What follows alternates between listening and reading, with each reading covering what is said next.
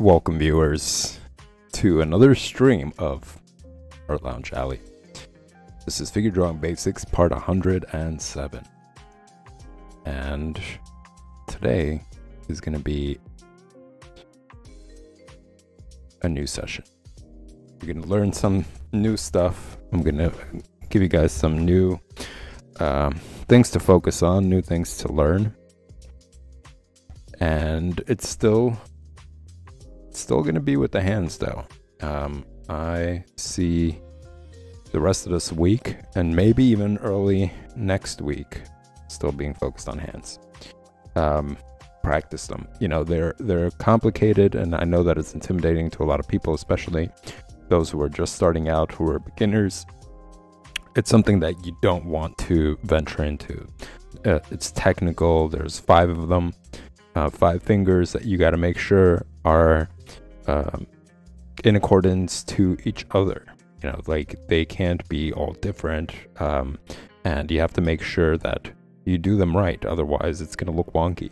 And I think a lot of people shy away from them. They either put hands in a pocket behind the back, cut them off in some way. So it's a challenging feature. It's something that I think a lot of people shy away from. So let's not do that. Let's not sweep it under the rug. Let's tackle our problem head on. So I'm going to be focusing on do's and don'ts. So the first one is something that we have been kind of going over this week, which is it's a do. You want to use the block form as your starting point. It allows you to make sure that everything is proportionate, that everything is in perspective. And it just makes the whole construction of it all a lot easier.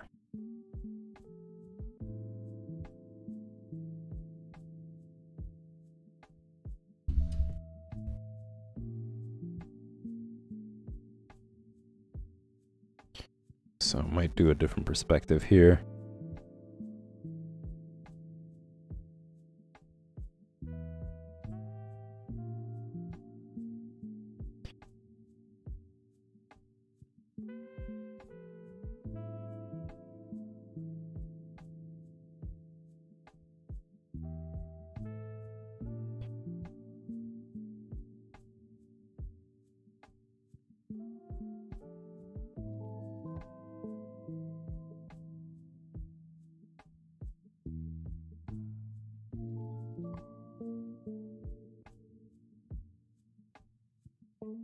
And at first, I'm just going to do a very simple version.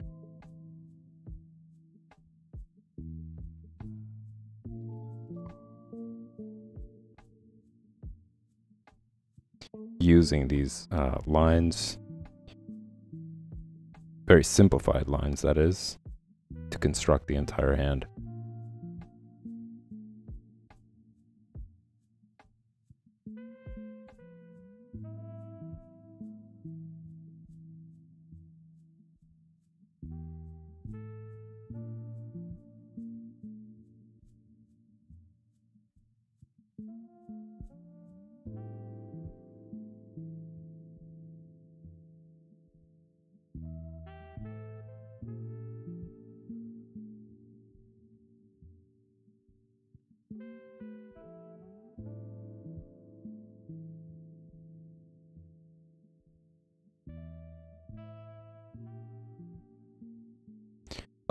It takes some time to get used to, but just like anything else when it comes to drawing, it's a matter of practice until you get more and more comfortable with it, and then you feel more confident using it.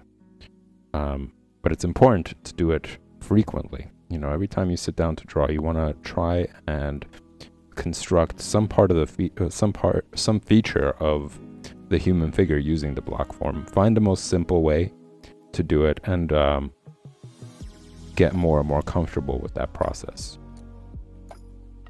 Because as you guys might have seen, for those of you who are just tuning in, this block form is useful for more than just the hands. You could use it for the head. You could use it for pretty much any part of the body, or the entire figure even. And you guys will see more of that towards the future. But for now, I don't want to bombard you with too much of that. And I'm going to keep it to things like the hand.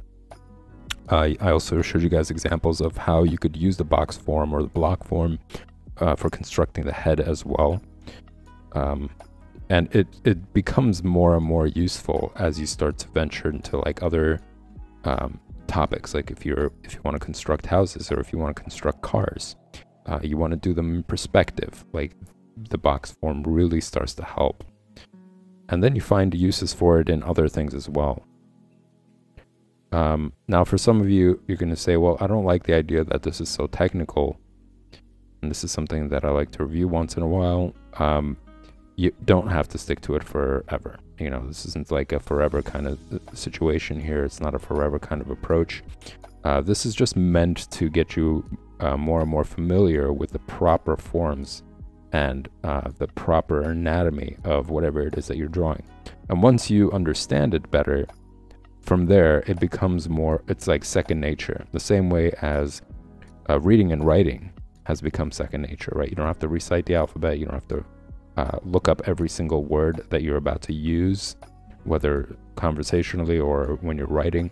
You just know, right? And that's done, and that knowledge came from repetition, from you having to do it over and over and over. So just the same way, this is going to be the case. This is your alphabet stage. You're figuring out the grammar, you're figuring out the spelling and all that stuff, and you're getting more and more comfortable with all these different ways of trying to remember these features in their proper form.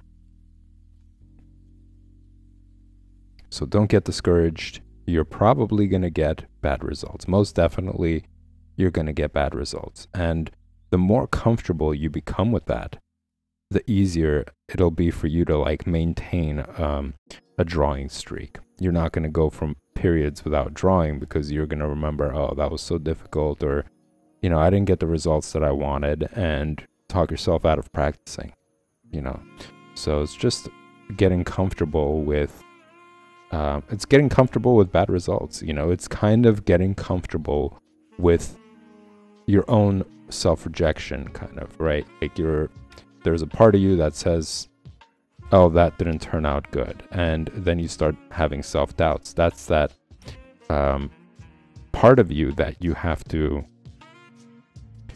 fight against, and the way you do that is by getting more comfortable with the rejection coming from it. Like, yeah, it looks bad. I'm gonna work harder to make it look better. You know, it's not giving into the defeatist part of you. and just continuing to push through it, knowing that you're going to get better just the same way as you did when you started to learn how to read and write. That's eventually going to be the case. And when you become more comfortable with that, I'm not saying accept it, accept the fact that some of the things you're going to say or the sense of rejection is going to be the be all end all. I'm just saying be okay with it when it comes around. And it becomes useful in other cases too. There will be times, of course, when you're going to be looking for, let's say, work, once you establish yourself more and more with your artistic choice, whether it's illustration, music, anything, pretty much anything, you're going to get a lot of rejection. All sorts of it. There's people who get off on it. They enjoy rejecting people. There's people who might not find that your work is really suitable for what they're going for. Not necessarily saying that your work is bad, but that it's not what they're interested in at the moment. Or for their project, whatever it is that they're working on, they might be looking for some other style, some other type of music. So the more you become comfortable with it, the less you're gonna feel let down and upset or whatever. You're gonna still keep things moving. You're gonna still keep practicing. You're gonna still continue to develop work, whatever that work might be. So yeah, I think it's a very important part, and that's just part of learning. That's just part of the artistic process as well. Is you're constantly fighting through that sort of creeping in thought. Oh, this might not be great, or it might not turn out all right, or so on and so forth. So not only are you learning a skill, you're also learning how to deal with things psychologically through your process of drawing. Through this, it's like a gentle way of getting used to rejection, gentle way of getting used to bad results, or whatever it is, and knowing how to continue to move forward from there. So, yeah, you're gaining a lot. And this is the beauty of art. It's not just, it's not just drawing, it's not just playing music, it's not just writing, it's growing as a person as well. So you kind of have to appreciate it in a way, appreciate those kind of experiences that you have just from yourself. It's not even anybody else getting involved. It's you just, observing what's going on with your work. How much of it are you getting, are you developing in it?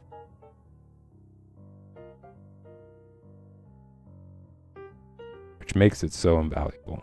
That's what makes art such an amazing thing. But anyways, just going back to this here, you could see that, again, the block form really helps you construct it in a way that is perspectively correct.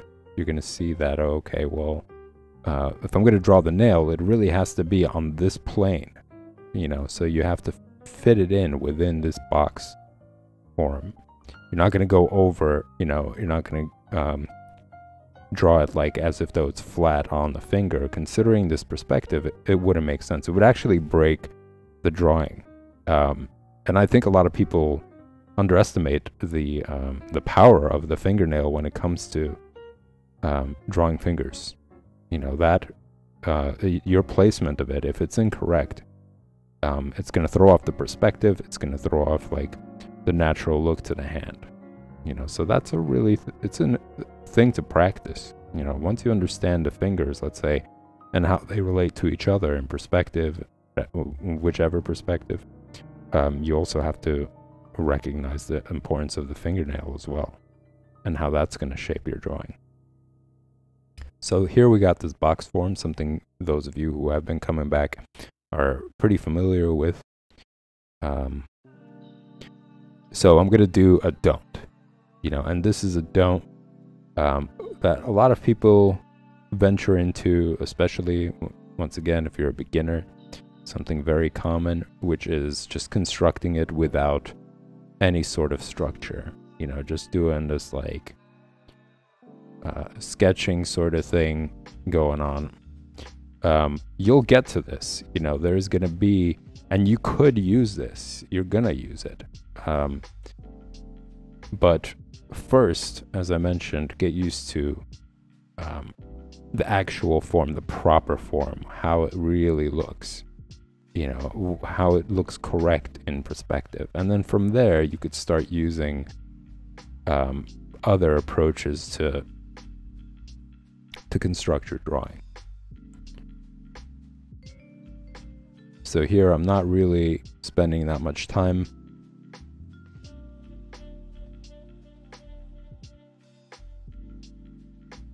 Just kind of traveling around the drawing. The results aren't great, obviously. As you can see, it's kind of all over the place. And it might not be accurate. In fact, it isn't accurate. There's a lot of things that are wrong that don't really depict the right perspective of any sort.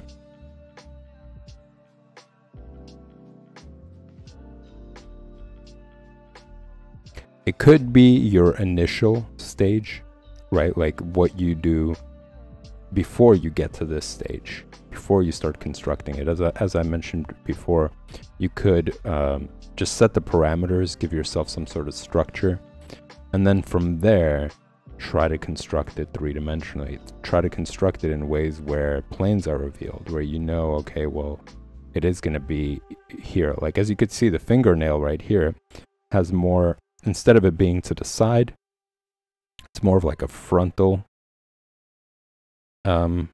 perspective on the fingernail, while the finger is actually to the side. As you could see from here, you wouldn't be able to see the fingernail like that. Same thing with this fingernail. You see how it's like straight onto the thumb, as if though it's like this, but it's actually to the side, you know. And this, you could see that in the camera even, on my hand. That is, like, you could see that it's a side angle. So this is what's kind of wrong with it. When it comes to perspective, this approach, this like free-flowing approach, isn't going to earn you any understanding of it. But as I mentioned, you could start out with something like this, very light, to make sure, okay, I got the general shape, and now I'm going to start to move things around. You know, I'm going to start erasing things, or I'm going to change the lines to be a little bit over here, so on and so forth.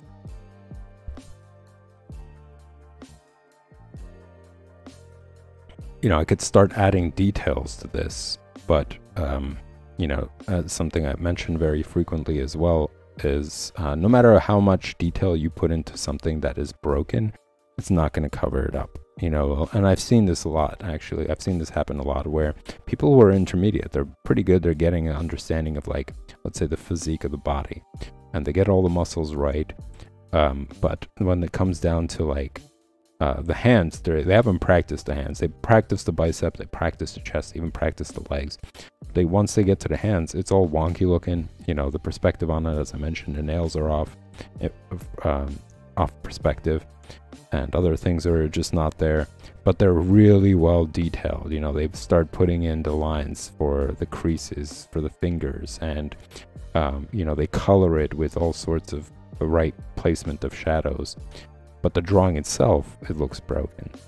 And that immediately breaks the drawing, because everything else looks about right, and you could tell, you know, the eye kind of darts towards the hand, and it shows like the person hasn't really practiced it, or doesn't really understand the perspective of the hand in this position, or just the hand in general.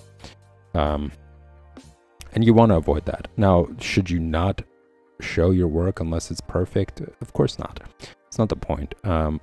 But don't just don't fool yourself. Don't fool yourself to think that, oh, nobody's going to notice it, or it looks fine, when you know yourself that you're still struggling to draw the hand, you know, that you're still struggling to understand the perspectives on certain things when it comes to it, so on and so forth. do your, put in time, make it look good, enjoy it, but also recognize that you have to practice it more, get better and better. So I'm going to move on to the next do and don't. Let's just put that up here. Do and don't.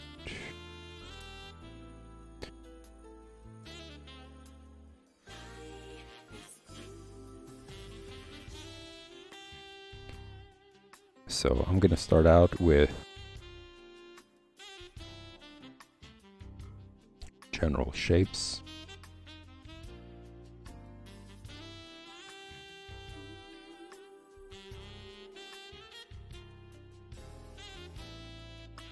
And I want to say it's also like a metaphor for life as well, again. This idea of, that there are certain pressing issues, let's say about what is going on in your life, or what is going on with you personally, or certain behaviors that you have that you need to address. And rather than pretending like it's not a problem, and sweeping it under the rug only to find out later that, it's been done so much that it's just bursting with all of the problems there brewing, and it's going to be even more of a nightmare to try to like figure yourself out through it. You got used to actually sweeping things under the rug over and over and over again, and that becomes like your approach towards problem solving. You don't really do it. You don't actually problem solve, or you don't even learn how to problem solve. You're just constantly pretending as if though everything is fine when it's really not. So it's kind of like, again, it's like how this process, the learning process when it comes to the drawing, teaches you also how to like see things in life as well. It's a really important thing.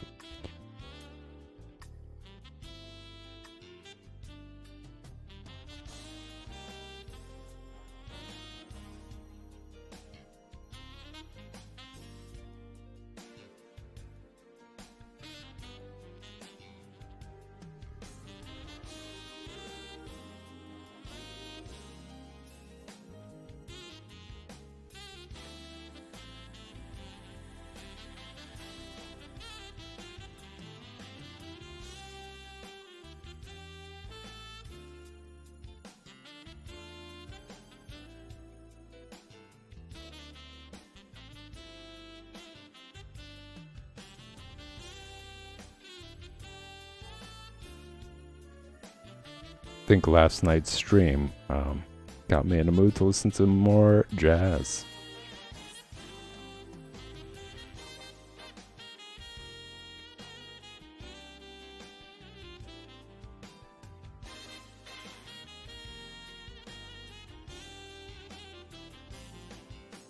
I mean, it might not be the best that you hear, but still it's pleasant to take a break from whatever else was playing before.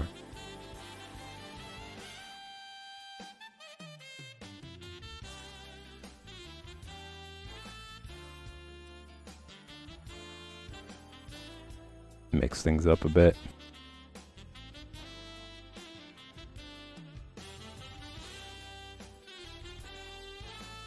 So in this approach, I'm not really going to construct using it three-dimensionally because it's meant to highlight a different point. It's meant to highlight a different do and don't.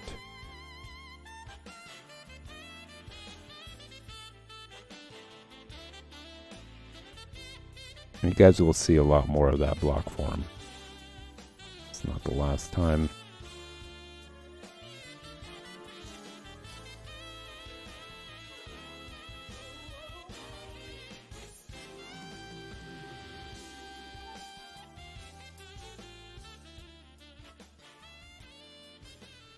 That musician is laying it into the sax.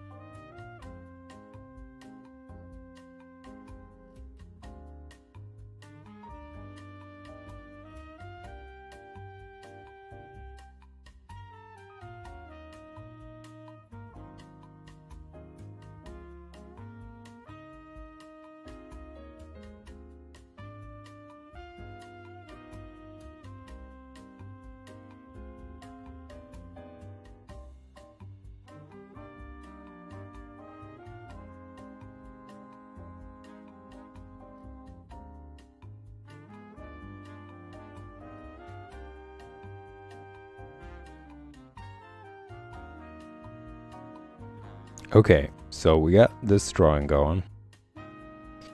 I'm going to define a little thing, a little bits here and there before moving on to the don't. So this is a do. And you guys will find out what the don't is in a minute.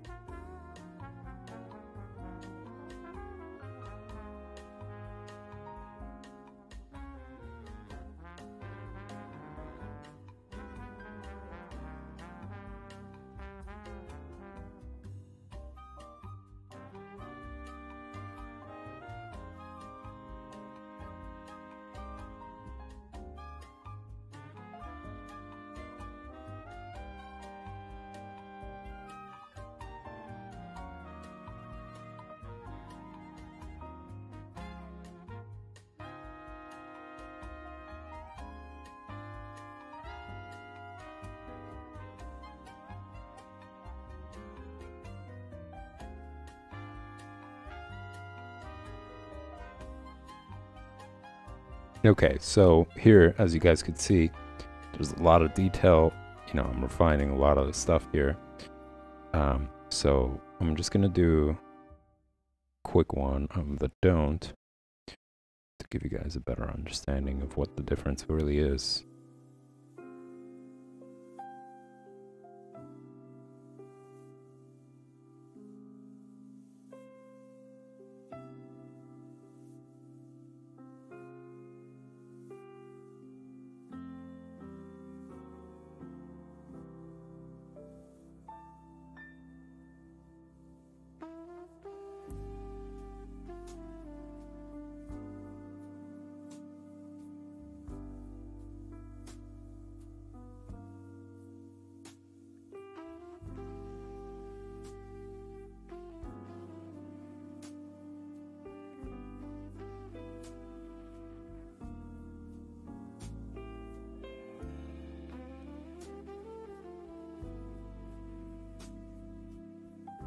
Can you guess what it is?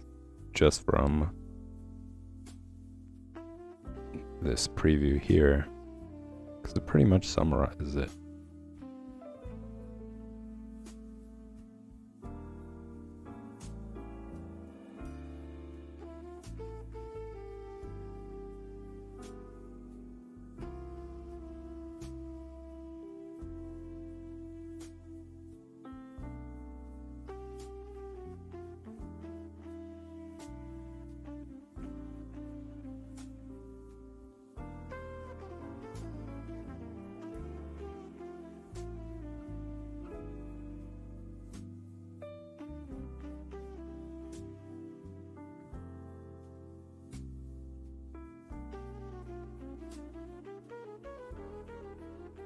And I kind of hinted it before I'm moving on to this example here. So if you guys guessed it, if you guys guessed that it's rounding off corners, you're absolutely right. Do not round off corners when it comes to the fingers especially. And just in general, you know, with the hand, you want to pay attention as much as possible to all the little details. And the more and more you do it, the more comfortable you're going to get with those details, and the more you're going to remember those details. So when it comes down to you drawing the hand, you're gonna remember those things because you've done it so often and that you paid attention to them so much. It just sticks in your memory. It's like you're basically, let's say, your vocabulary, right? The more letters you know, the more words you know, the bigger your vocabulary gets, and the more you use it, the more often it sticks out whenever you need it. So the same idea when it comes to this. You want to observe all the little details. You want to pay attention to certain things. That could really bring the drawing more to life. And this is one of them. Like you could see how here, I'm really drawing the knuckles, drawing them in perspective as well. You know, I'm not just creating a sharp edge. It really does have a certain angle to it that indicates, okay, it's in 3/4 view, straight on, so on and so forth. But that also you could pick up from drawing them often, drawing them a lot. Things like the fingernail, paying attention to the perspective of the fingernail, whether it really makes sense in comparison to the perspective of the finger itself.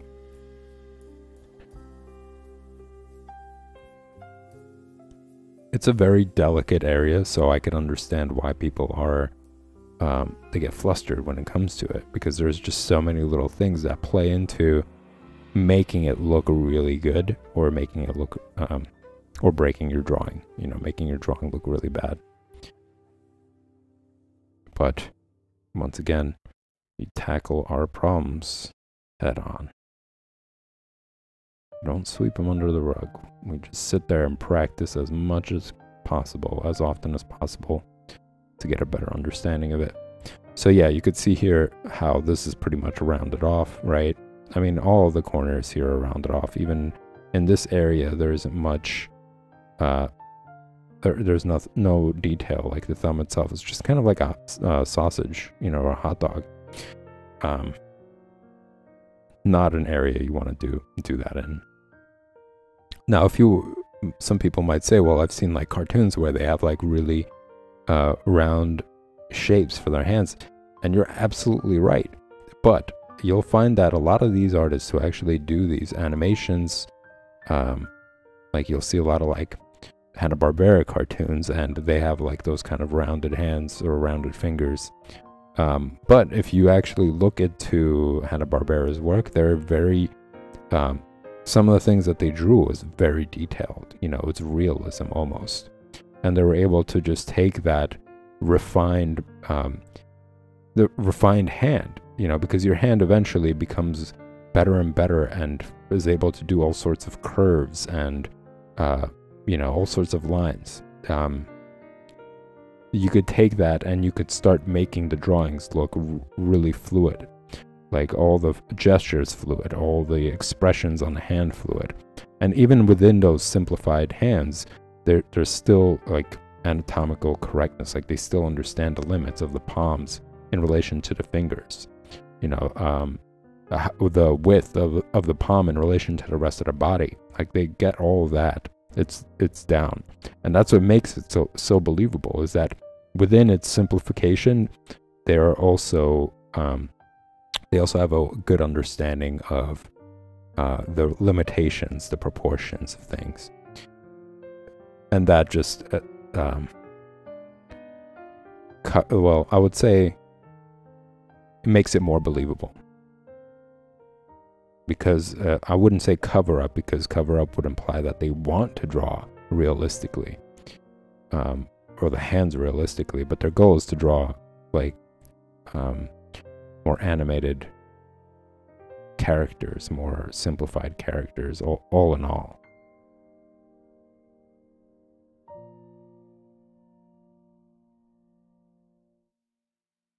So just get the foundation straight, make sure you understand all those things, and then play around with style and, all these different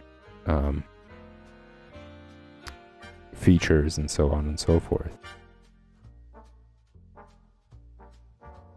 Okay, moving on to the next. So this is a do, and this is a don't. This one is about fingers. Well, the thumb specifically. So I'm going to start out by drawing this piece of toast as the palm. Notice, actually, the direction of this line right here. It's not straight across. There's curvature to it. Draw the fingers.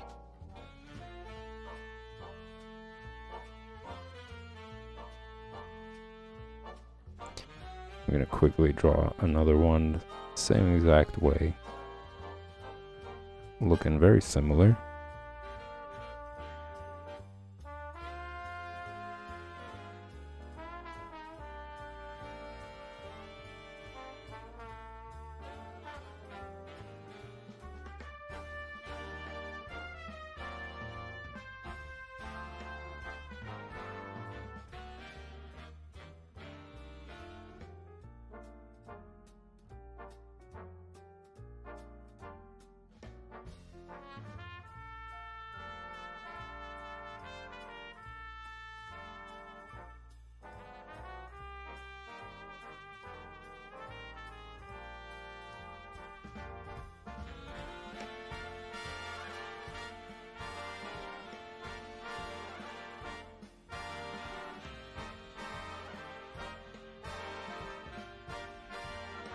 Not going to get too much into detail because the focus isn't so much the detail. It's within the thumb. The focus of this is the thumb.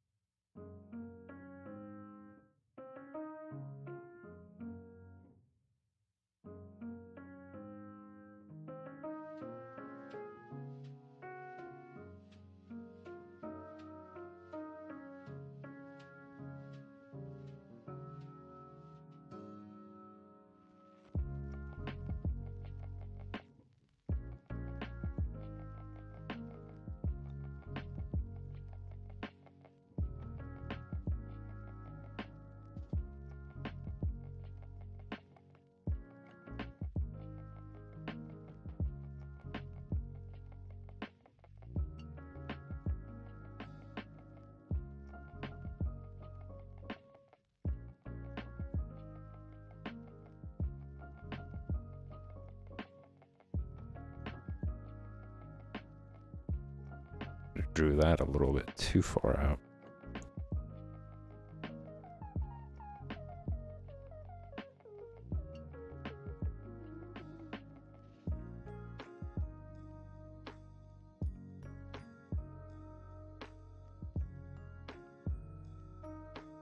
And it's a little bit lighter than that, but for the sake of you guys, for the viewers, I want you guys to see what's going on there. And I'm going to do the same thing here. Draw the thumb.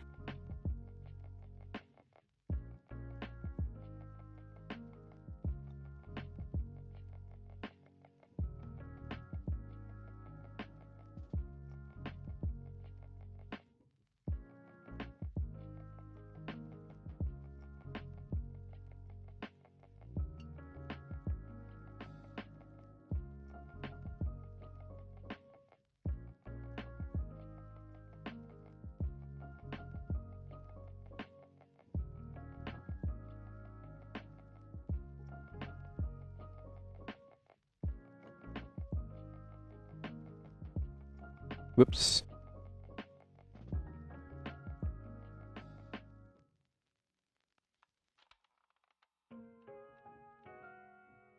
See if I can really... Okay, I'm going to get rid of it. And now I'm going to draw the don't here. So you could see the thumb is coming in.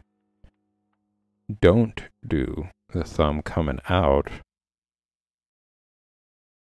from within the palm.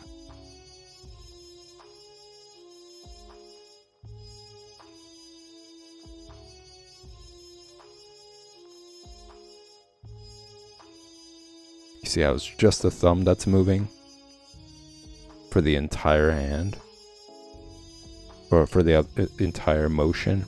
It's just the thumb that comes out. And that can be confusing if you miss the detail of this extra cushion right here, this pad. So as you can see, you know, it's not just the thumb coming out. You know, it's not inside and then, you know, can't even do it that way. It's kind of difficult. But you could see how weird that is and how limited that is, and it's almost impossible to do. So it's just wrong to have it that way. You have to acknowledge this section. You know, the most important part about us as humans, the thumb. So just remember that padded area when it comes to drawing the hand, drawing the motion of the finger. So it's a quick do and a quick don't. All right, we're moving along. And this next one, it's something that I've gone over actually multiple times. In fact, I even did it for these past few examples. I was talking about it, especially this one right here. And I'm going to do a quick do here.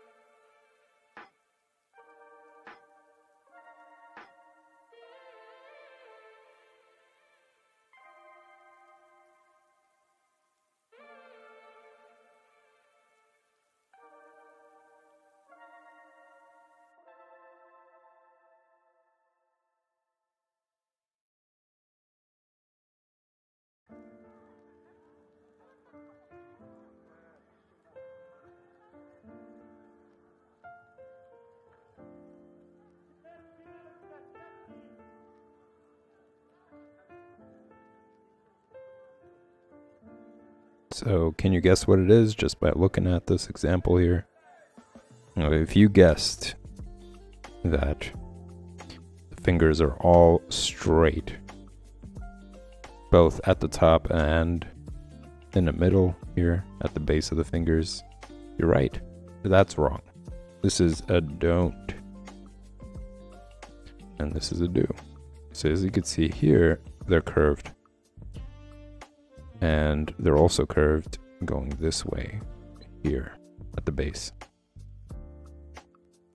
Whereas here it's just going straight at the base and straight at the top. And in fact, the fingers aren't even, there's no variation to the fingers. They're all the same. Aside from the pinky, the most obvious one. So it's just missing little details like that can make or break your drawing. Barely any detail for the thumb as well. It's just kind of like straight like a popsicle stick. You want to avoid doing that.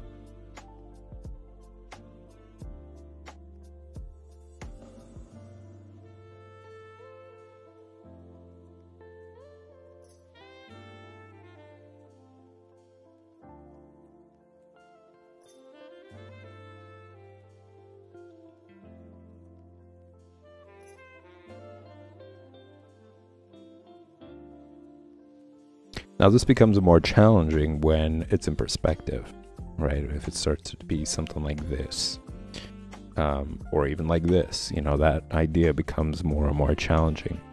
But this is why it's important to draw the hands in many different positions, because you want to get used to understanding them in those positions, you know, getting a better grasp of all of it. The front view is pretty simple. There isn't really much to it.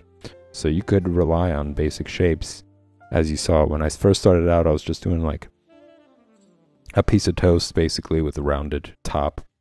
And then just adding on the fingers as like popsicle sticks, keeping in mind the various variation in size. And then just like refining it. And that's a little bit more of an easy approach. But when it comes to something like this, it becomes kind of complicated, right? That's when things start to get more complex with the lines, you know, especially if you're trying to use the box form or the block form to define it more. You really have to think about what's going on there. You know, you have to start to imagine basically the lines that you're creating, and the lines that are going to be attached to the blocks that you're creating as well.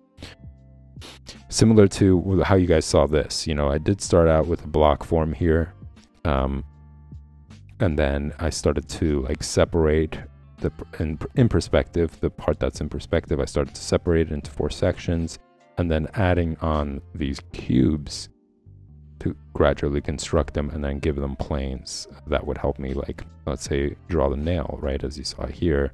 I didn't draw it all the way around the finger. It's only on this section, this little plane here, that I realized through the construction of the block form for it. All right, there's going to be a couple more. Actually, there's like three more examples that I do want to get to, but I don't know if we're going to have enough time for that, ladies and gents. I'm checking the time here. I do want to get to the next stream, which is going to be the project stream.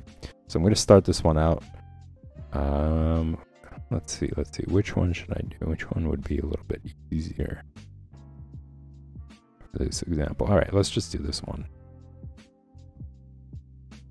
Let's do, it's kind of similar to the one that we just did.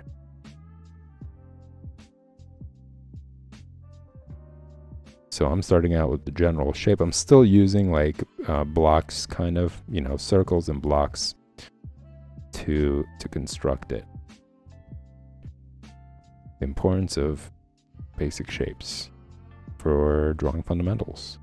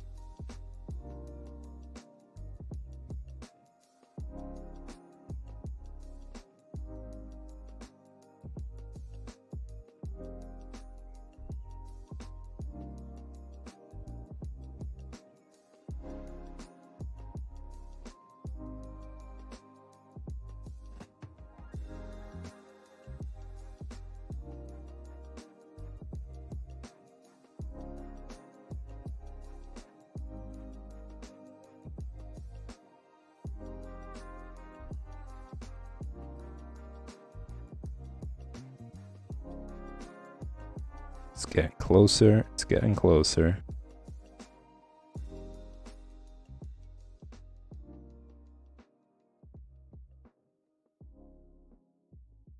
So, if you guessed it, that. All the knuckles are basically straight. Going this way. You are absolutely right. You nailed it. That's incorrect. And this is a don't.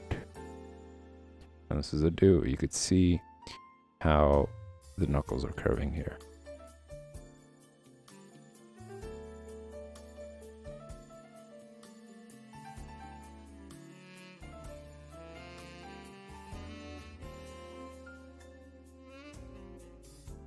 Spend a little bit more time defining it.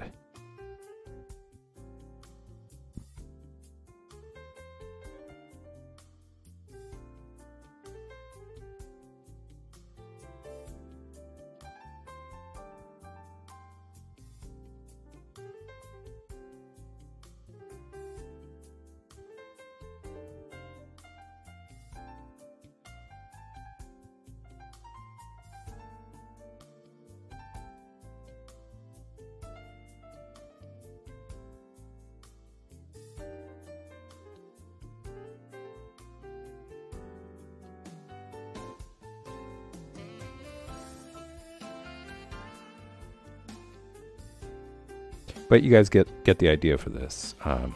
Don't make the knuckles straight. The same way as you saw it here, don't make the base of the fingers go straight across. And the same thing for the fingers themselves. You know, there's a variation to it. Add some curvature. Add some curvature to the fingers, the base of the fingers and the knuckles for all those. And with that said, ladies and gents, this is going to be the end of figure drawing basics for today.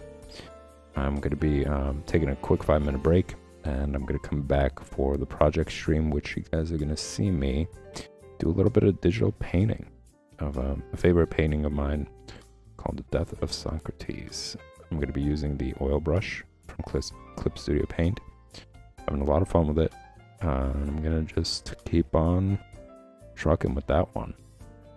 I'm gonna keep on working on it. I do plan on actually switching up the project at some point in the near future. I believe either next week or the week after. I'm still deciding on it. To do more work from imagination, similar to the previous project that you guys might have been tracking. But yeah, but for now, I'm just gonna be focusing on doing some digital oil painting. So you can check that out. That's coming up next. It's going to come after this 5-minute break. If you guys do enjoy this content, just remember to smash that like and subscribe button. They're both greatly appreciated. Obviously, it's helping the stream grow actually, and it's greatly appreciated by yours truly. All right, everybody. I'll see you in the next stream.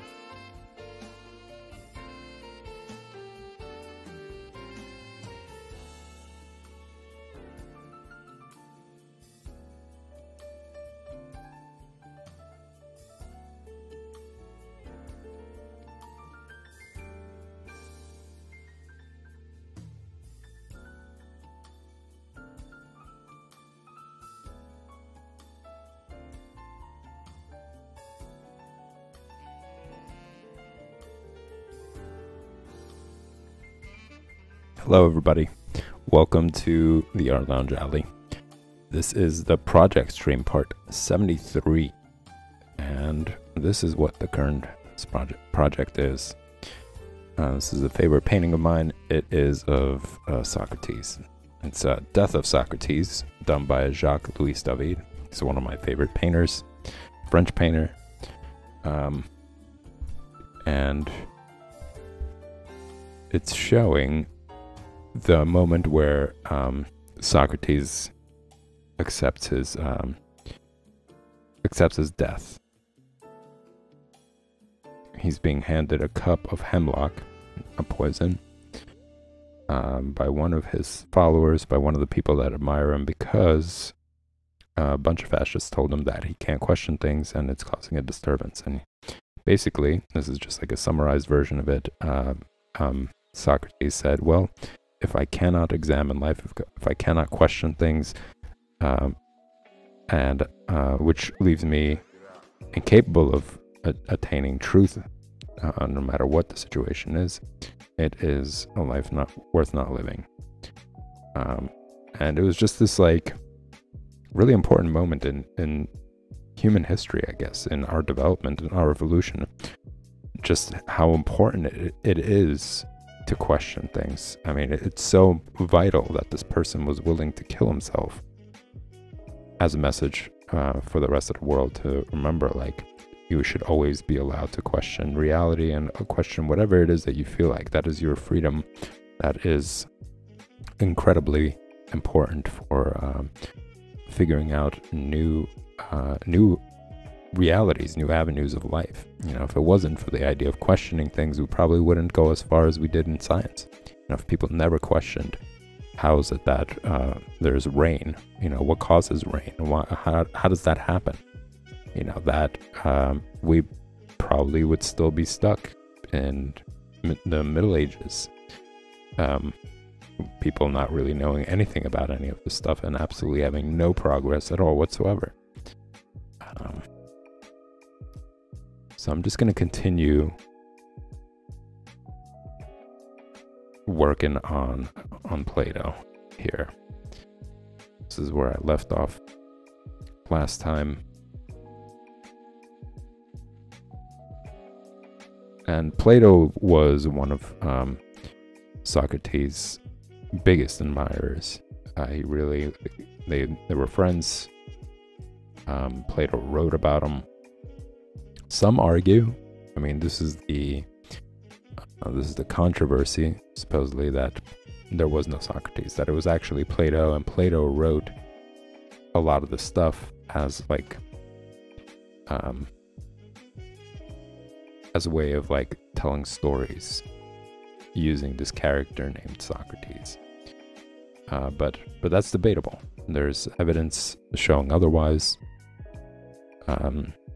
There are even statues with his face, with the face of Socrates. But it's just an interesting idea.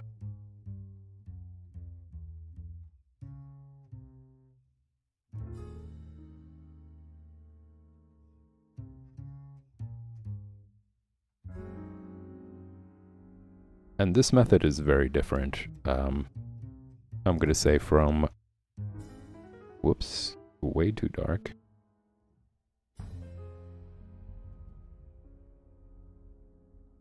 From drawing. Because you're using lines, whereas with painting, it's just using like big shapes and blocks of paint. You know, I'm going to say blocks, but it's just a more simplified way to say.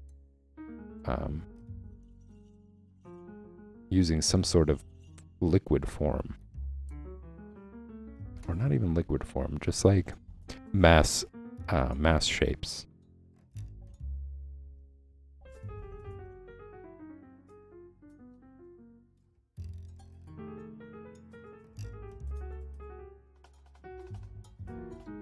The goal here is to make it as accurate as possible. That's like the purpose of it.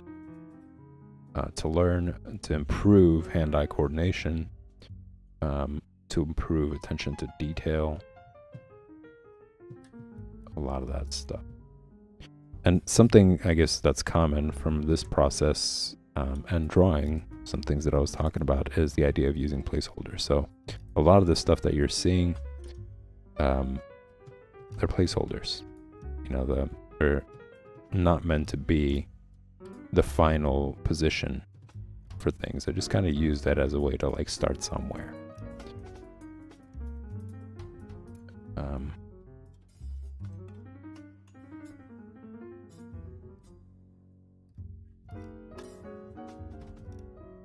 One of the things that I'm looking to learn here is folding, like folds that you see in clothes.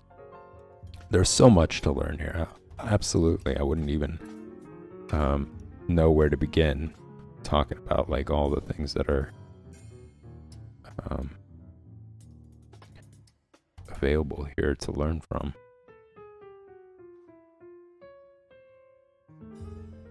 But I guess at the moment I'm just going to focus on making sure all the features are in the right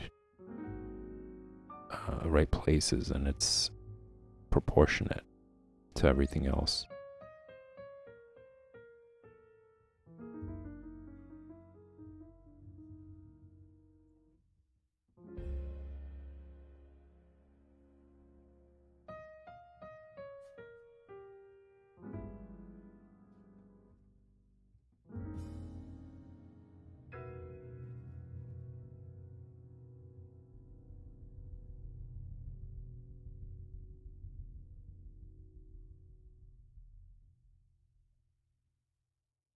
So there was something that I actually wanted to talk about today, which is what today is. You know, today is a national holiday. Today is supposed to be Thanksgiving. Now, I don't really have anything against celebrating together as family or as loved ones or whatever it is, whatever your group of people that you like to spend time with and have a reason to actually get together, show appreciation, connect, get closer. That's great. But what I don't agree with is the false amount of information about it. You know, there are things that a lot of people don't know about this holiday, which is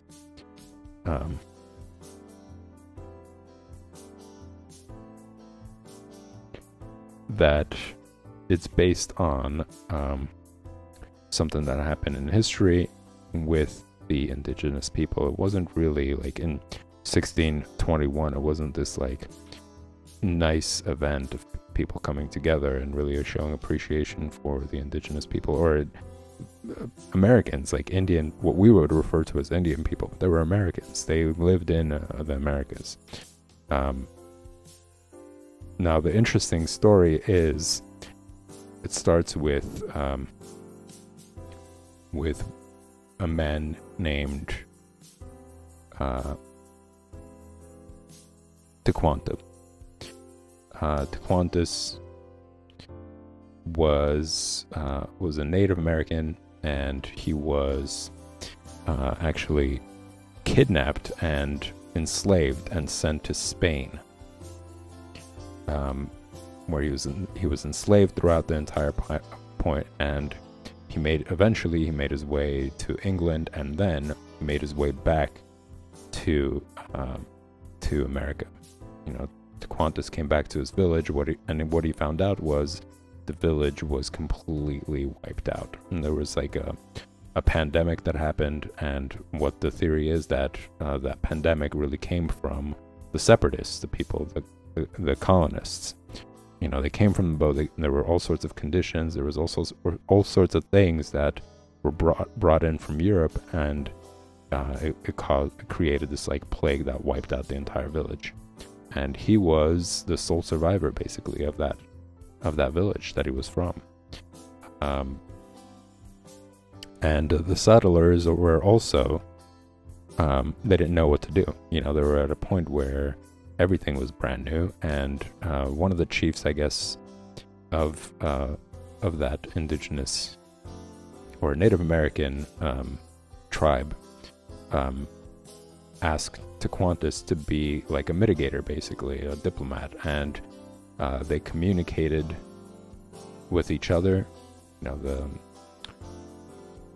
Native Americans communicated with the settlers, and they supposedly, this is what record shows, this is what the history of it is, they taught the settlers how to grow their crops, grow corn, because a lot of the seeds that they brought from Europe weren't working. So yeah, the Native Americans basically helped them and gave them an opportunity to survive the plague, to survive famine, and all this other stuff. And then what ended up happening was a lot of displacement, ethnic cleansing. They're wiping away a lot of these Native Americans, and they actually forced them out of their home environment. It was like forced displacement. So now I'm not going to say that was everybody, and I'm sure that there was a division. There was all sorts of politics that were in play. There were people who were incredibly rotten who did all those things, and there were people who weren't, so it was, I'm sure it was a mixed bag. But whatever it is, I don't think that the actions of people in history have anything to do with the people now. I don't think that, it's all people who identify themselves as that or that, those kind of people. And I don't see it that way. I leave history where it was. Like, those people were part of that history, were part of that time. They were awful people. There's still people like that who exist now. Absolutely. There's still these sick, crazy people who are racist and just nasty, basically. How do you do that to somebody who's like, who basically taught you how to survive and welcomed you in, and then you just like create genocide and wipe them out and displace them and basically kick them out of their own home? That's pretty repulsive. But yeah, again, I don't think that that's a definition of an entire people up to this day. I think that's ridiculous. And I think that's one of the problems of identifying yourself as something like, I am this kind of, I am an Asian person, I am a black person, I am like an American person, or whatever it is. Like, you're really labeling yourself to be something, and when that group of people, whatever it is, they end up doing terrible things, then people start to generalize you within that group, and that's a problem. That's something that I don't think is right. It's absolutely wrong. I personally identify myself as a person. That's pretty much it. That's where it starts and that's where it ends. I'm a person living on this planet, and I don't think that I'm going to stand for a group of people who might end up doing terrible things or might end up doing great things, whatever it is. They don't represent me. I'm my own person. I'm a person who uses my own sense of judgment based off of situations. I use logic and reason and morality to really guide through things. I don't say, I'm just going to do what everybody else does that considers themselves to be like Asian, or considers themselves to be American or black or whatever. I'm just going to judge things based off of my understanding of those scenarios. And a lot of times it just becomes propaganda, becomes this thing where people are like, oh, well, if you identify yourself as that, why don't you support us? And you never know where those groups get, which is what like politics becomes. People start to identify themselves as like, oh, I'm Republican, I'm Democrat, or whatever else, and they stop using their conscience, basically, or they stop using any form of reasoning or logic or any of that stuff, and they just start backing this culture that they identify as. Like, that's my identity. I am this person now. It's a blockade. It becomes senseless almost. Like, people start backing and supporting things senselessly because of this idea. This tribalism kind of. I think if more and more people were to just identify themselves as human and just end it there, and you could do things like, oh, I consider myself an artist, but that is or, you know, a musician or a historian or whatever. But those are just titles to say I have these interests. They don't mean all these other things that are attached as do like political parties or whatever else, or like ethnic parties, like I'm this kind of person, or so on and so forth. Not that I'm saying differences are bad, you know, or whatever. That's not the point. It's just that you know, group identity becomes dangerous at some point, as you could see, you know, where people really start to hate anybody outside of that group identity. You know, if it comes to like individualistic identity, it's fine. There's no real harm to it, because you're just responsible for yourself. You know, whatever it is that you choose to see yourself as. I'm a construction worker, you know, whatever it is. The only person who's responsible for the actions of you is you. Whereas if you identify yourself as that, and you're going to say, I represent all black people, I represent all white people, I represent all Asian people, it becomes a problem. Because if you become corrupt, and if you start doing terrible things, well, now a lot of people are going to start labeling people who support that as corrupt, and so on and so forth. You know, it becomes a problem. And now you're like lumped in with everybody who's doing these terrible things, when you might not even have that sort of perspective, you know, or it might not even, or don't share, or you condone it, you don't agree with it. So it becomes problematic. But yeah, just bringing it back to what I was talking about, is that there's a lot of things that people do in history that are awful, that are terrible. But to say that, oh, anybody who identifies themselves as that group that did terrible things is just as bad, I don't agree with that. It's a generalization. And in fact, I just don't agree with any generalizations. Most of the time they're false. Not always. But yeah, I think it's important to know what really happened. You know, I think it's rotten to not basically acknowledge the terrible things that have happened to people, and for people to be totally ignorant about, you know, the history of things, because it's important to learn from that. You know, there's morality to those stories, like what not to do, which is basically, you know, don't backstab people who are who helped you there, and just completely like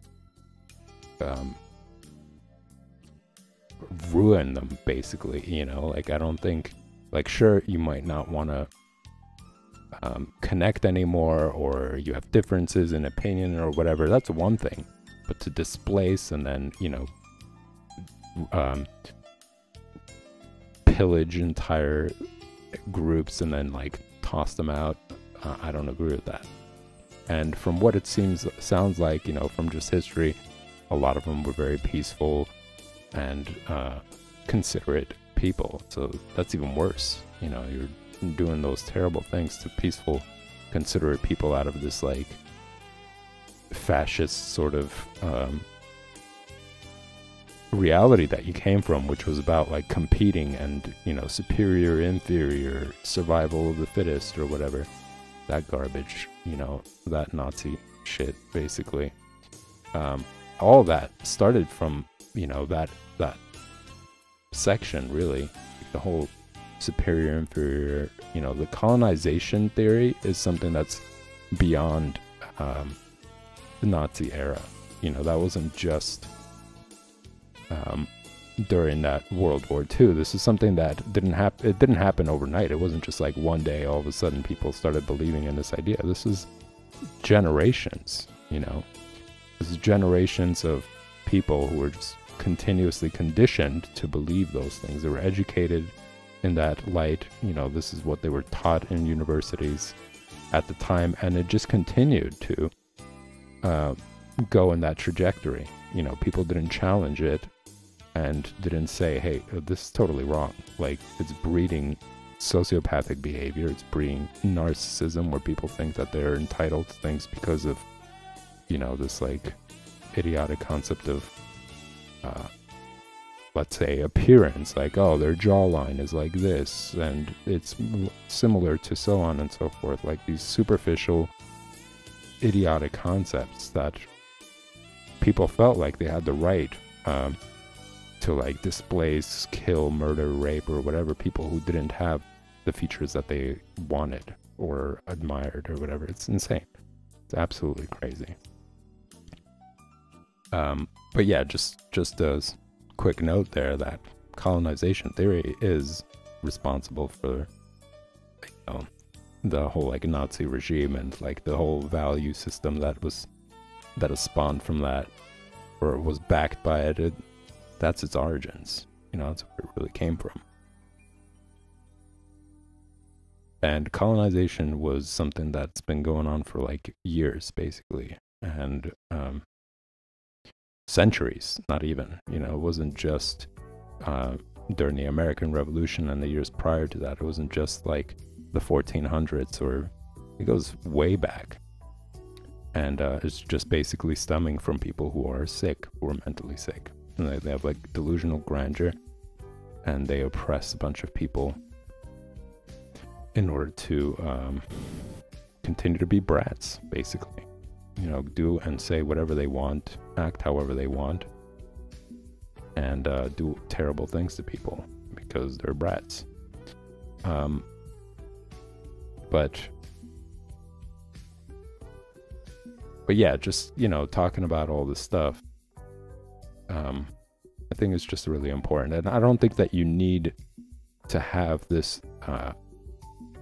tradition in order to appreciate other people, you know, or to spend time with them or whatever else. Like you could do that, and you can create your own days where you guys get together and you know, share all these things.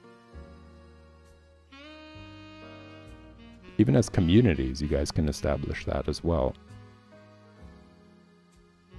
without having to rely on it. Or you could just change the value system, change like how that holiday is looked at and celebrated in a different way that still incorporates like connecting with people and showing appreciation and value and so forth.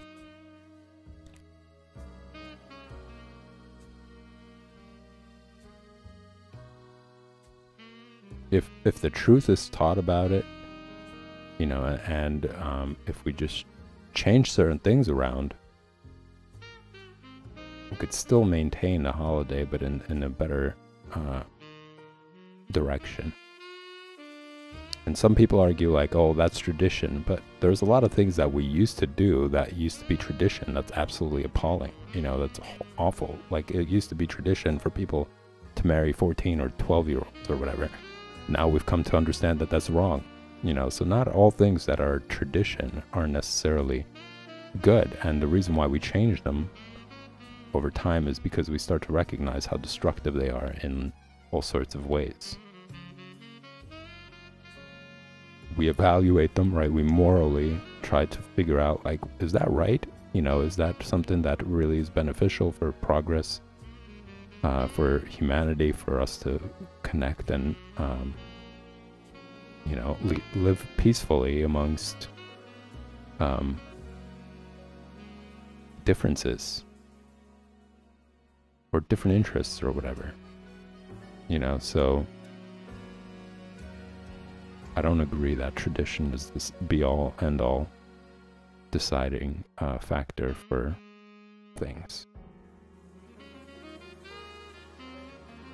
And it's not a good argument, you know, to say like, oh, well, it's tradition to do it. Well, we got to acknowledge that this is what happened in history, you know. Maybe show appreciation towards the Native American people more on that day as well, while we celebrate with our family. Like, why is that wrong? And as I mentioned, like, because of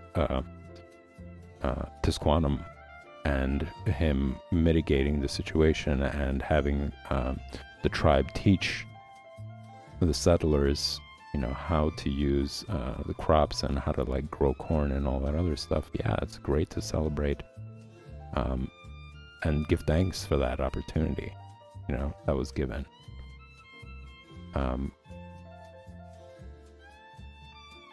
Change a little bit about that tradition to like actually show appreciation for people beyond just your family as well,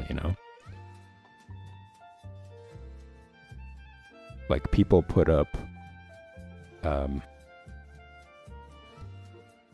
like milk and cookies for Santa to have, right? So why not? He's not part of the family. He brings presents supposedly, right?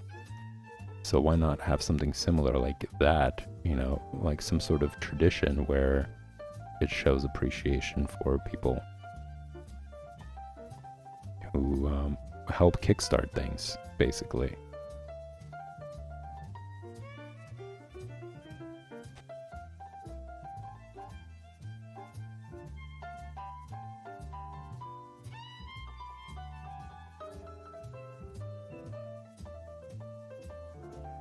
I think it's up to the younger generation to do that. I don't think that the older generation, forget it. Like, there's absolutely nothing positive that's going to come out from all those that are like resisting progress and are trying to like deny any sort of like critical race theory or good education that like talks about all this like historical stuff that's being swept under the rug.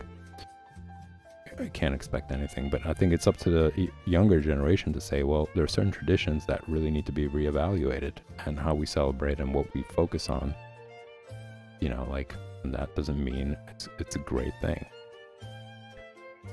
And older generations absolutely hate that, because that contradicts their value or their sense of comfort or whatever else. But remember, you're your own person. You get to decide what sort of values you're going to have. It's your life. And I think, they have to understand that you're not just an extension of them, that you are your own person. So if you choose to see things differently, they shouldn't be forced on you, and you shouldn't have to be penalized for wanting your own perspective and establish your own values and traditions for yourself.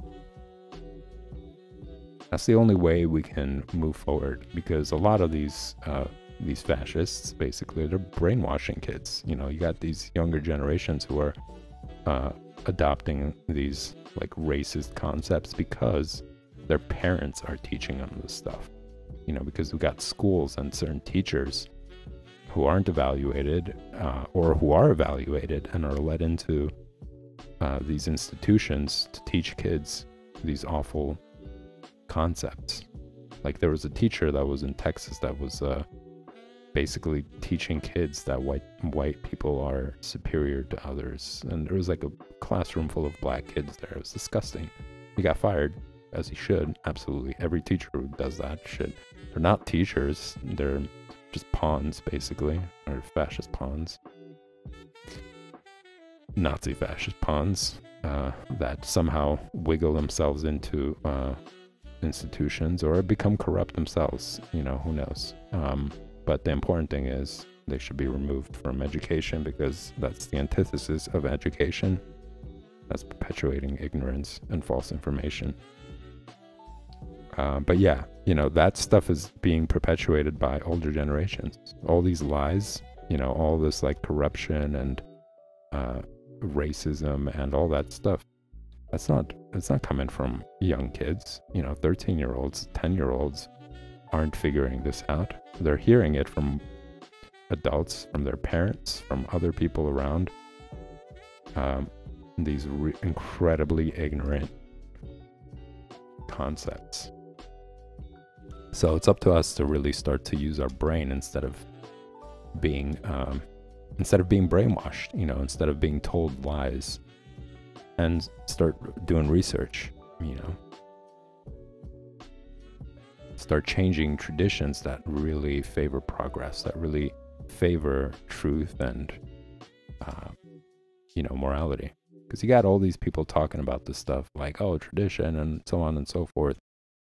And then they're screaming, oh, I'm Christian, oh, Jesus, blah, blah, blah, blah, blah. Meanwhile, all those values in Christian religions, and most religions say, be a decent person. Don't support racists. Don't support sexists. Don't start spewing hate, or supporting people who are basically saying that ethnic cleansing was a great thing, or that like raping, killing, and pillaging,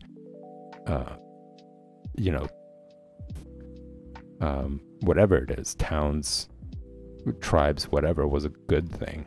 Like, that's the antithesis of like being a religious good person, of like what those religions are telling you to be like.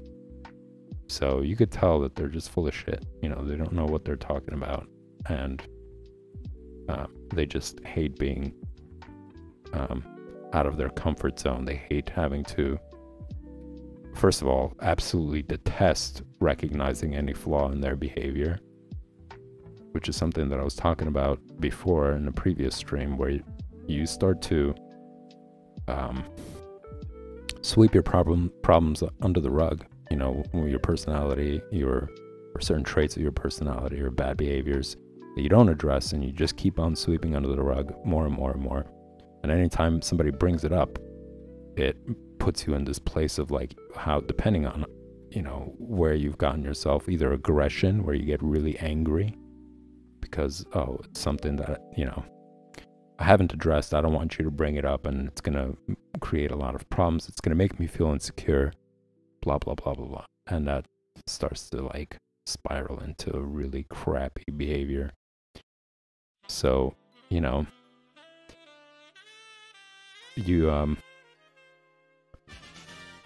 bring that up, or you like bring up these concepts, and people get pissed off because of that. Again, it comes from like that insecure place, and they hate the idea that they would have to like work on themselves. Like, oh, I have to start learning about other cultures, I have to start respecting other people, and being considerate or being sensitive. But I'm this like macho, I don't care about anybody but myself and my superiority to others. Like, I'm better than everybody. It's brats, basically. It's just brats. It's a bunch of brats who hate having to do any sort of work on themselves. And people like that end up getting, like, changing things around or whatever, because they'll stoop to the lowest level to get what they want. They'll do whatever they can to get it. That's what capitalists and fascists do. They don't care about anything other than themselves. So it's a mental disorder.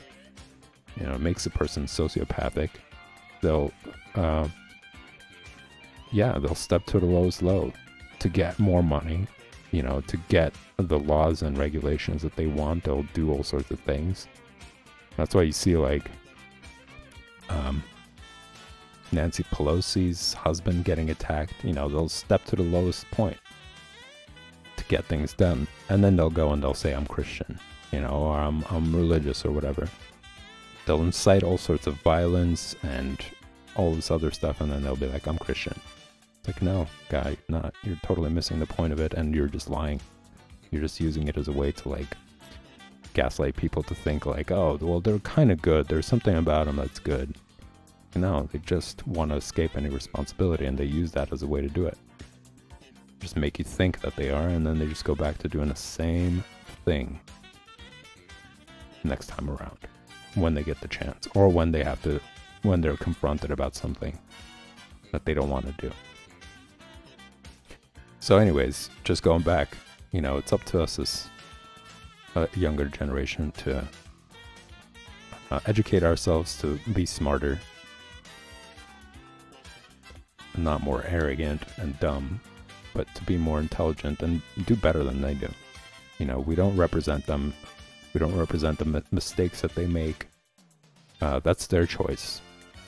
So just going back to that idea of like, people are saying, oh, well, that's a tradition of ours, or that's what we do as this kind of people. It's like, well, it's more like that's what you want to do.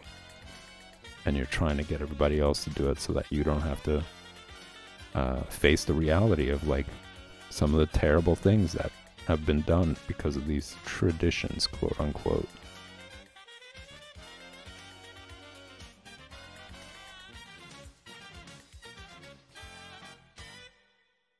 So yeah, just like talking about that, talking about the real history of what happened during 1621, you know, talking about what really happened to the indigenous people. Like some people start to feel anxious because they're like, well, I'm American. And it's like, dude, you're American, but you're not that person who was doing that stuff. So you have nothing to do with that. Yeah, you're you. Even if you have grandparents or whatever, great grandparents who had anything to do with it, it's still not you. You know, so I think it's just kind of absurd that people feel some sort of like responsibility for that, you know, for that past time, as opposed to feeling some sort of responsibility now to like support things towards a progressive direction.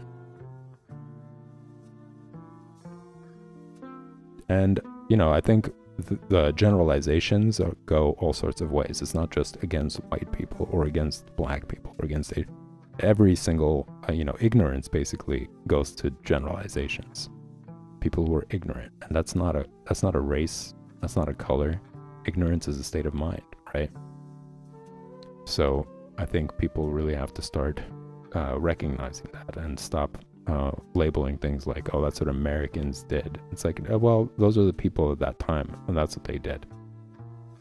You know, and they fucked up and they did awful things. They were incredibly ignorant. And that doesn't make anybody else, you know, who's born here, who identifies themselves as that, a participant of that. They have absolutely no time traveling capabilities. But continuing to support it, that's complicit. You know, that's being complicit, and that's wrong. To continue to pretend as if though things were the way they're being forced to believe, that's being complicit.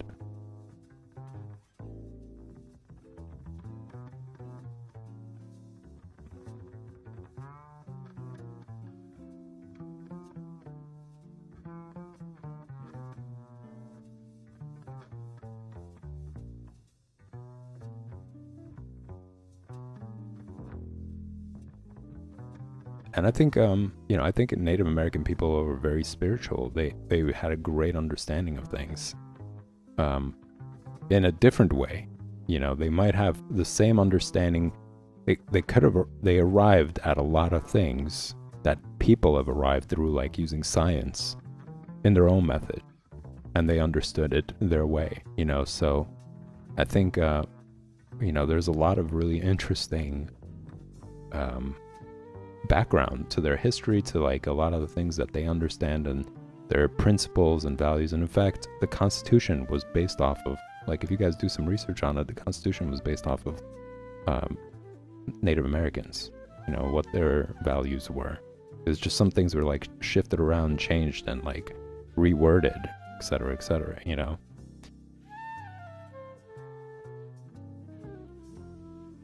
Just being a diehard fan of something because of tradition becomes incredibly destructive and stifles any sort of progress as you as a person, not just like as a culture, as a mass. Like as a person, you know, you're not thinking clearly and you're not using your mind clearly. You're just kind of being brainwashed to use your brain the way everybody else does.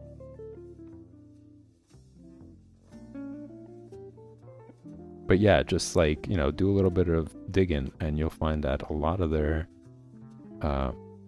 principles, you know, their values, depending also like on the tribe and stuff, were very interesting. And you'll find some similarities as well. I'm sure there are tribes that were very ignorant as well, just like anything else. But that's kind of the point, is that, you know, within this like tribalism, people end up finding out, well, there's ignorance all over the place. You know, like you might think this person's bad or whatever based on their nationality, but, you know, look within your own tribalism or your own tribes and you'll find groups that are just as ignorant. Which is why it's important to think critically, you know, instead of backing groups that if you dig deep enough, you'll figure out like, that's really stupid of them to do or act or say or think or support. And I think the more and more people subscribe to this idea that we're all people, we're human beings living on this planet, and we all have our own interests, and there isn't some sort of like entitlement to anything when it comes to the planet or the resources or whatever. We just have to figure out how to be progressive and share things, establish relationships with people and their differences in a progressive and intellectual way.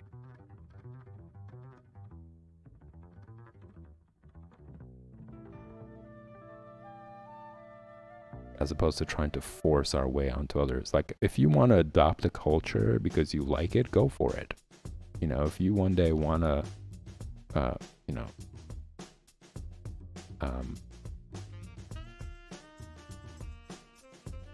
get into like African culture, go for it. The problem becomes when you start forcing other people to do it. That's when the problem really comes, you know, when you're telling people they have to, and that you're smarter and better, and if they don't, then they're going to be wiped out, or they're going to be like removed or whatever.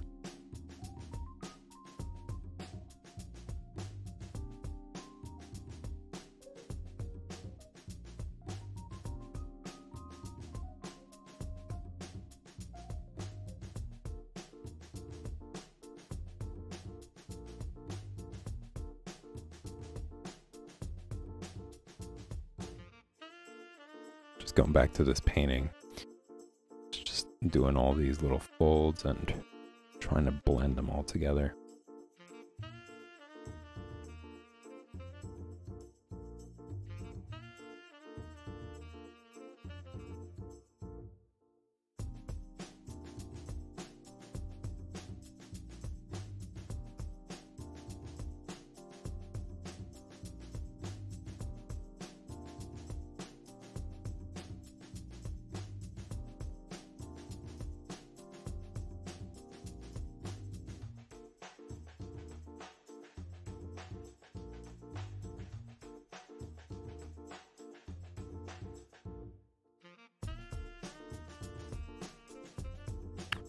I'm going between like getting the general shape of everything to like getting the details. Like, before I jump into the details, I want to make sure things are lined up properly.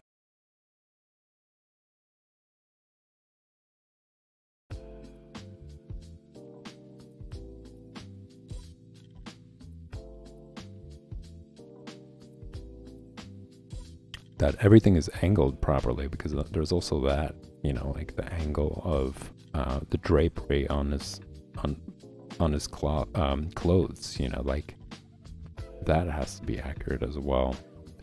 So I'm trying to nail that before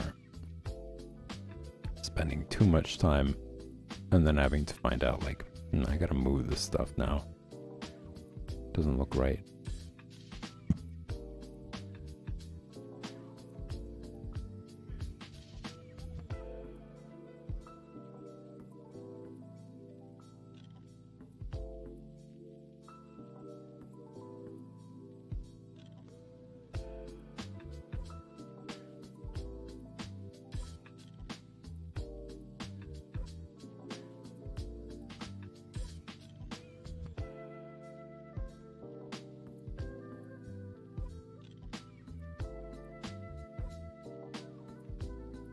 And I'm actually going to read more on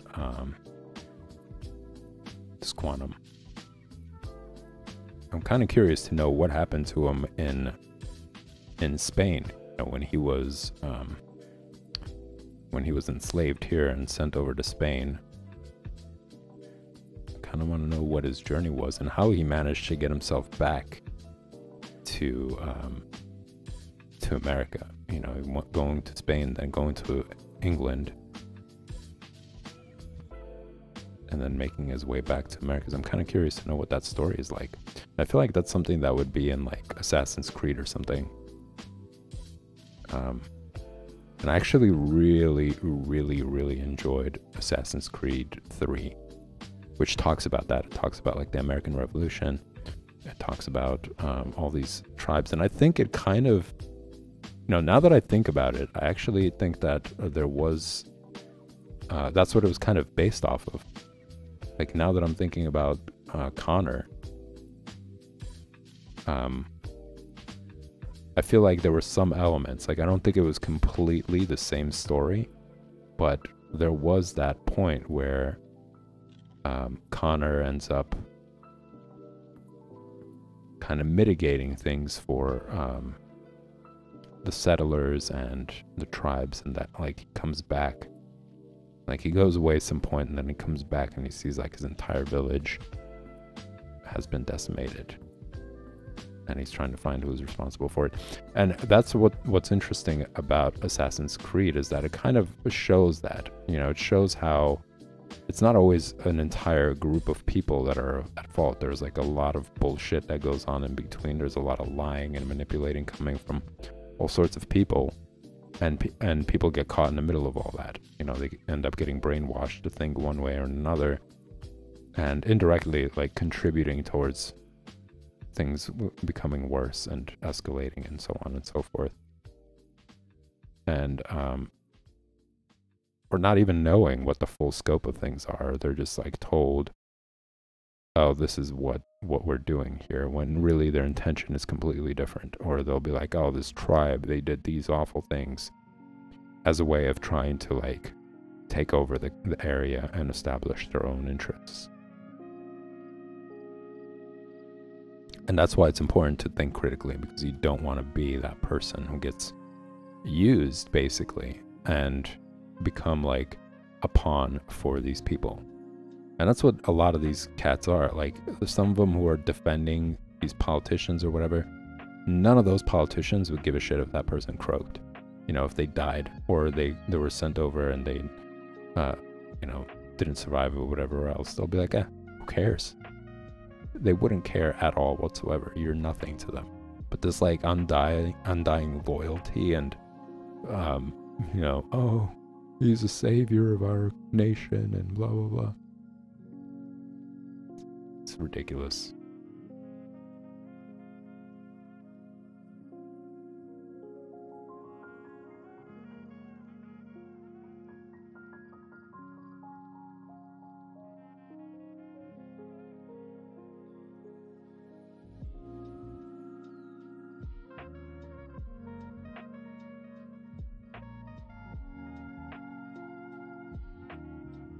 Like those politicians take their taxes, abuse all of that, pocket it, and then they're like, oh, that person's great. It's like, dude, you just made your life worse.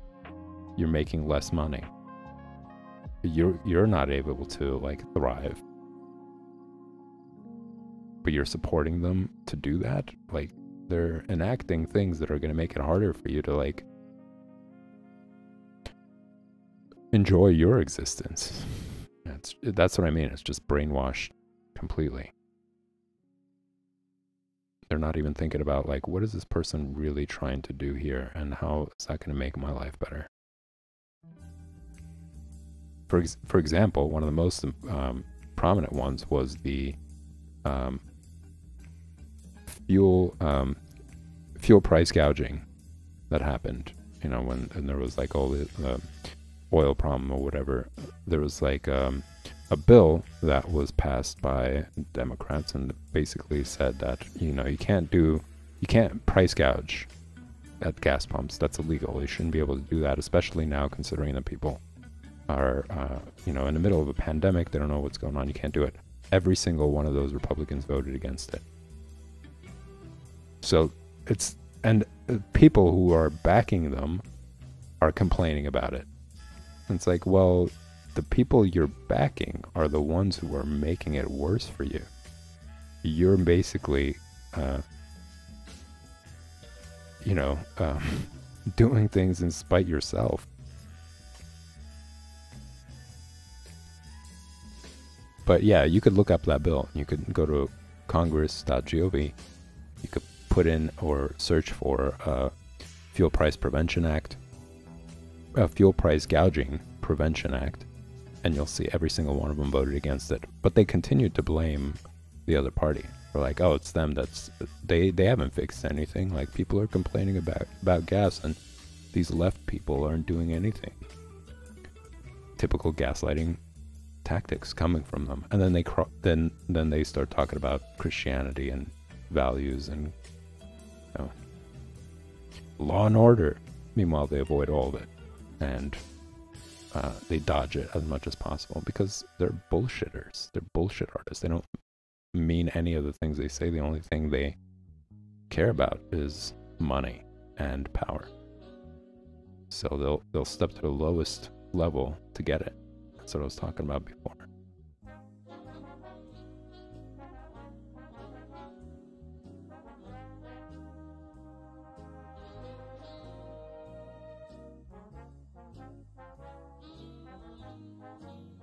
And another reason why it's important to think for yourself, so you don't become their pawn. Like, a lot of these people they're like complaining about fuel prices and saying, oh, it's skyrocketed and so expensive. Guess what? The people you voted for are doing it. They're making your life worse.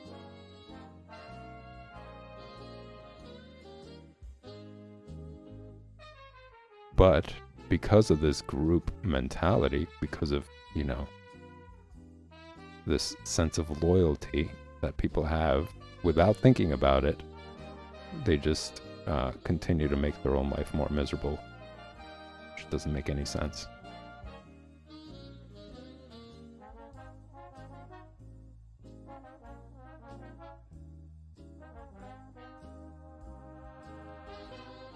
It's like if a murderer gave him $100 and said, well, you know, you're gonna have to vote for me, they'll do it.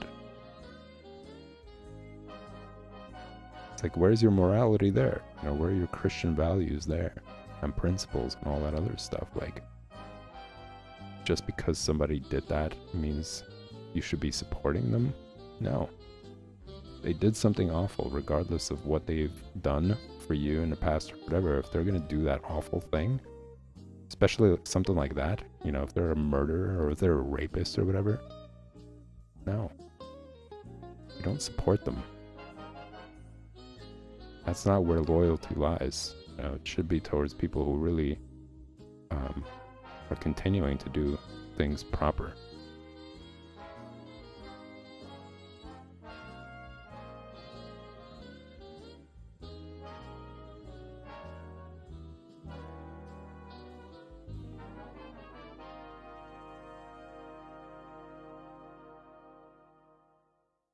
It's just not an excuse. Like, it's not an excuse to continue to do awful things.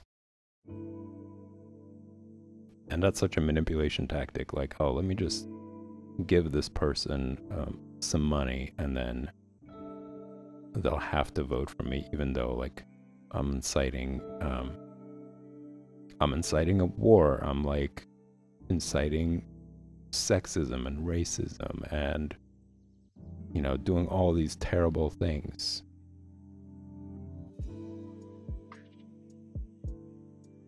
Or the person's a kitty diddler and, you know, whatever else. Like, oh, well, they did give me like $1,000, or they did, you know, do this for me, so I guess it's okay that they do that. You know, I'm gonna continue to support them. That's insane. That's crazy. And it's really stupid. Like, that's what really dumb people would do.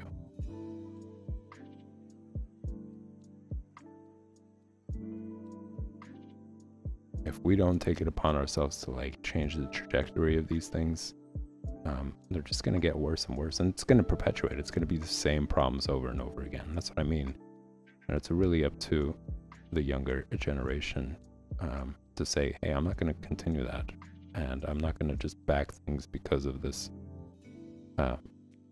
this net, basically, this trap of quote-unquote loyalty when you guys are doing awful, atrocious things.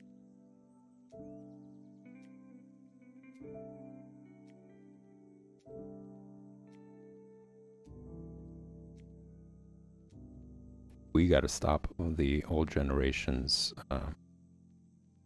garbage, basically, that they're trying to force you to adopt.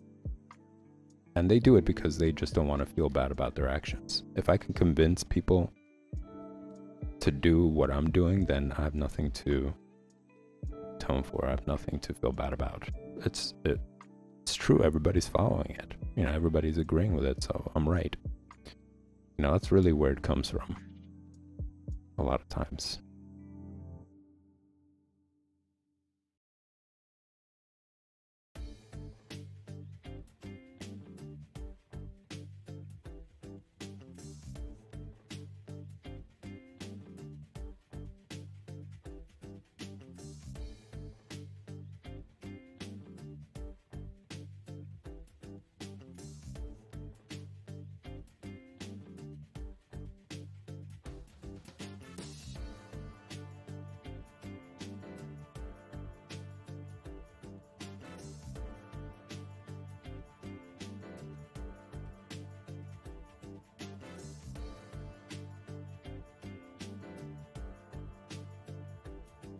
I think that's why things haven't really changed a lot in history, because there were a lot of enablers. You know, there were people who were complicit, or they were just like, oh, well, you know, this person is giving me a job, so I'm going to continue on doing these awful things. You know, you got these soldiers who are going out and murdering people because that's what they've been told to do, as opposed to just being like, that's wrong, that's crazy, there has to be better ways of dealing with this, you know. Have you tried improving education systems and paying teachers well? Have you tried restructuring requirements for teachers and having certain standards changed around? Have you done any of that? No? That's not, that hasn't been done. You know, you see all these education institutions, what are they doing? Not paying teachers well, defunding them, pocketing the money. There were schools that were closed down in certain areas that really needed them because it saved the district $1.2 million. So they closed it, the district closed it so that they could save more money. And you guys can look at that up. So that's a well-known thing that happens. But then they'll incite a war because they're like, oh, these people are ignorant, or these people are blah, blah, blah.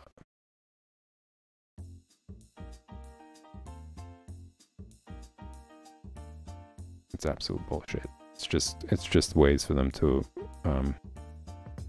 figure out how they could exploit and get more for themselves and their agendas. That's really where it's all about.